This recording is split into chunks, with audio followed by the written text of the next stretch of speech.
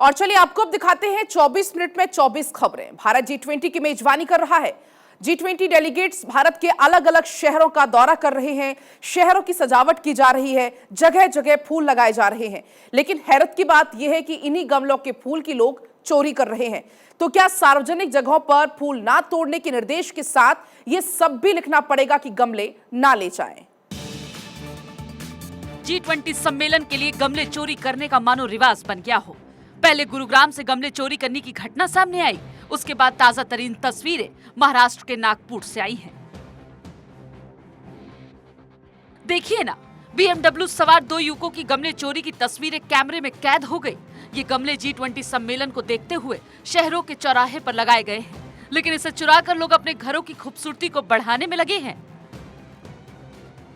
Social media पर viral इस video में आप देख सकते हैं कि सड़क किनारे BMW कार खड़ी हुई है, जिसमें से 2 युवक बाहर निकलते हैं और पिलर के पास जाते हैं, जहां जाकर वो युवक गमले उठाकर लाते हैं और अपनी कार की डिग्गी में रख देते हैं।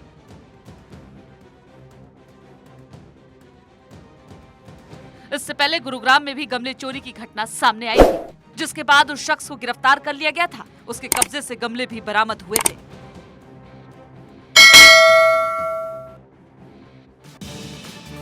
इधर महाराष्ट्र में किसानों के प्रदर्शन को लेकर दिन भर हंगामा दिखा। 14 सूत्रीय मांगों को लेकर किसान प्रदर्शन कर रहे थे। देर शाम खबर आई कि शिंदे सरकार ने किसानों की सभी मांगें मान ली हैं और समिति का गठन कर दिया है। लेकिन सवाल वही, क्या ये बवाल थमेगा?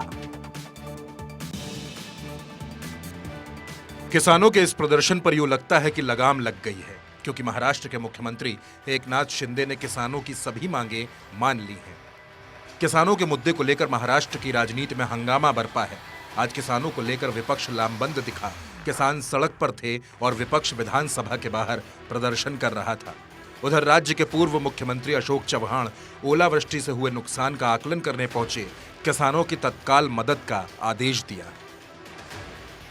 अपनी 14 सूत्री मांग को लेकर किसान आंदोलन कर रहे थे। वहीं सीएम एकनाथ शिंदे ने किसानों से मुलाकात की और उनकी सभी मांगें मान ली।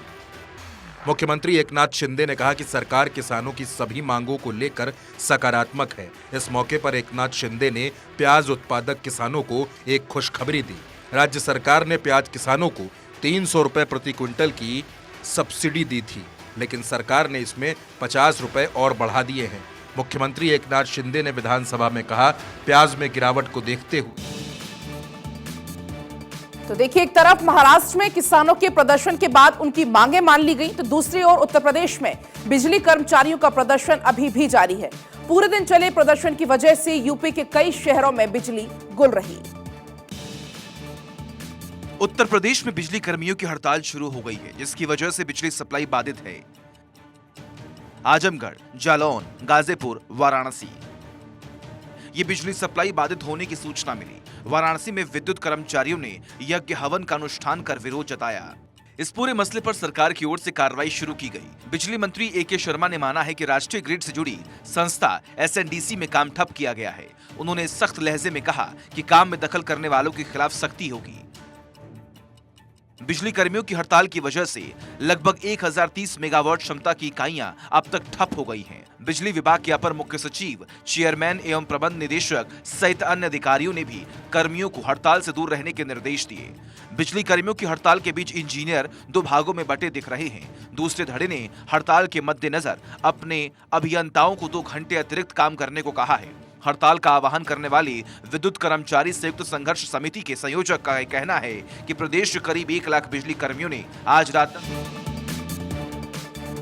तो बहुत जल्द कर्नाटक विधानसभा के चुनाव होने वाले हैं और इसको लेकर बीजेपी ने तैयारियां पूरी कर ली हैं। बीजेपी के राष्ट्रीय अध्यक्ष JP नड्डा कर्नाटक पहुंचे, जहां पर उन्हें राहुल गांधी पर उन्होंने जमकर निशाना साधा। कर्नाटक विधानसभा चुनाव को लेकर बीजेपी ने कमर कस ली है। पार्टी के राष्ट्रीय अध्यक्ष JP नड्डा ने छल्लाकेरे में कांग्रेस और राहुल गांधी पर जमकर हल्ला बोला। राज्य में चुनाव की तैयारियों को लेकर नड्डा ने संगठन की बैठक भी की। वही 18 मार्च को भी पार्टी कैंपेन कमेटी और पार्टी चुनाव प्रबंधन समिति की बैठक नड्डा की ओर से बुलाई गई है। मार्च के आखिरी हफ्ते में चुनाव की तारीखों का ऐलान हो सकता है, जिसको लेकर बीजेपी ने कमर कस ली है। पीएम मोदी 25 मार्च को कर्नाटक दौरे पर जा सकते हैं। 2 महीने के भीतर उनकी ये 7वीं कर्नाटक यात्रा होगी। भाजपा इस बार राज्य में 150 से अधिक सीटों पर जीत हासिल करने के लक्ष्य को लेकर चुनावी रणनीति बना रही है। 2018 के विधानसभा चुनाव में भाजपा ने 104 सीटें जरूर जीत ली थी, लेकिन 224 विधानसभा सीटों वाली कर्नाटक में 113 के बहुमत आंकड़ों से 9 सीटें कम रह गई थी, जबकि कांग्रेस को 72 और जेडीएस को 37 सीटें मिली थी। तो कर्नाटक में चुनावी तैयारी तेज है, तो बिहार में सियासी उबाल लगातार जारी है। बिहार विधानसभा के बजट सत्र के दौरान विपक्ष ने हनुमान चालीसा का पाठ किया, तो बिहार के पूर्व मुख्यमंत्री जीतन राम मांझी ने रामायण को काल्पनिक बता दिया। बिहार विधानसभा में हंगामा बरपा है। लड्डू कांड के बाद बजट सत्र के दौरान बीजेपी विधायक सदन में हनुमान चालीसा का पाठ करते नजर आए।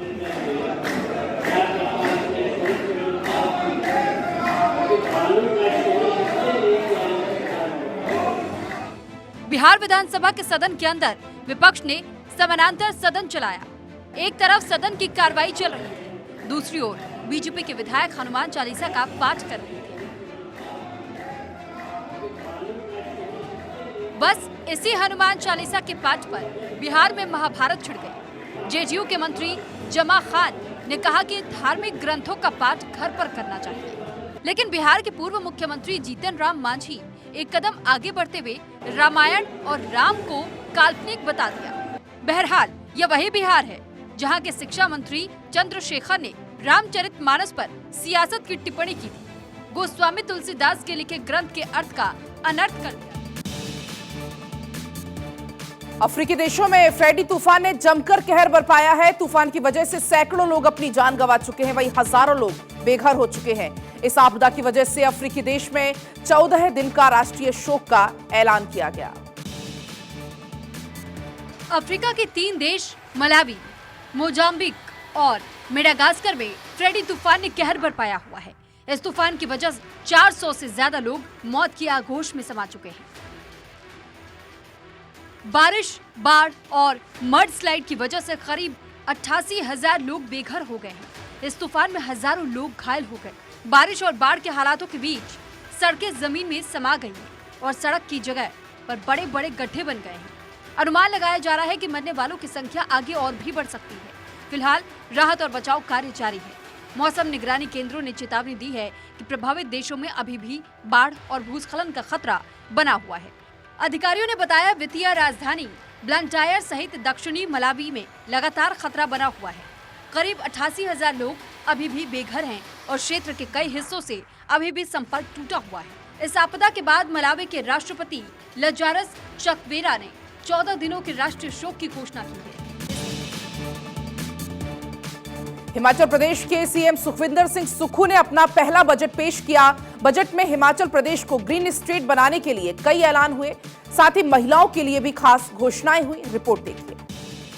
यूं तो खूब घिरे होते हैं बादल आकाश में, पर बारिश के गिरने में भी तो वक्त लगता है। हिमाचल प्रदेश के मुख्यमंत्री सुखविंदर सिंह सुक्खू ने अपना पहला बजट पेश किया। बजट भाषण की शुरुआत करते हुए मुख्यमंत्री ने हिमाचल प्रदेश को ग्रीन स्टेट बनाने के लिए कई ऐलान किए। उन्होंने कहा कि राज्य में प्राइवेट ई बस और ई ट्रक खरीदने पर 50% सब्सिडी दी जाएगी। सोलर प्रोजेक्ट लगाने पर युवाओं को भी 40% सब्सिडी दी जाएगी। साथ ही सीएम सुक्खू ने कहा कि महिलाओं को 1500 रुपए फेज वाइज दिए जाएंगे। बजट भाषण के बाद सुक्खू ने शेर भी पढ़ा। उन्होंने कहा कि नहीं कुछ मिला आसानी से, अगर मेहनत करने में वक्त लगता है।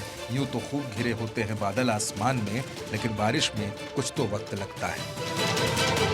नहीं कुछ मिला आसानी से, मगर मेहनत करने पर भी वक्त तो लगता है।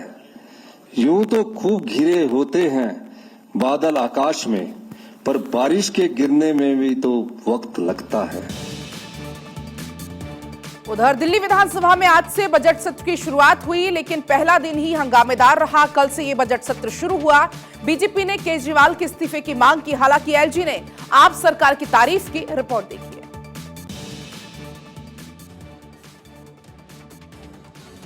अरविंद केजरीवाल आज पहली बार विधानसभा में अपने साथी मनीष सिसोदिया के बिना पहुंचे थे।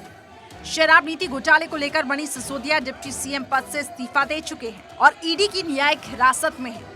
आज से दिल्ली विधानसभा के बजट सत्र की शुरुआत हुई। पहले दिन सदन में उपराज्यपाल विनय कुमार सक्सेना का अभिभाषण हुआ।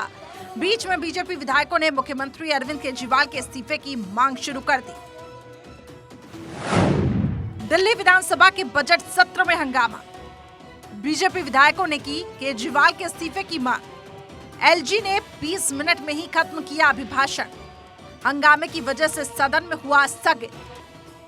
अभिभाषण के दौरान एलजी वीके सक्सेना ने आप सरकार की तारीफ की। उन्होंने कहा कि बाधाओं के बाद भी दिल्ली सरकार ने अच्छा काम किया।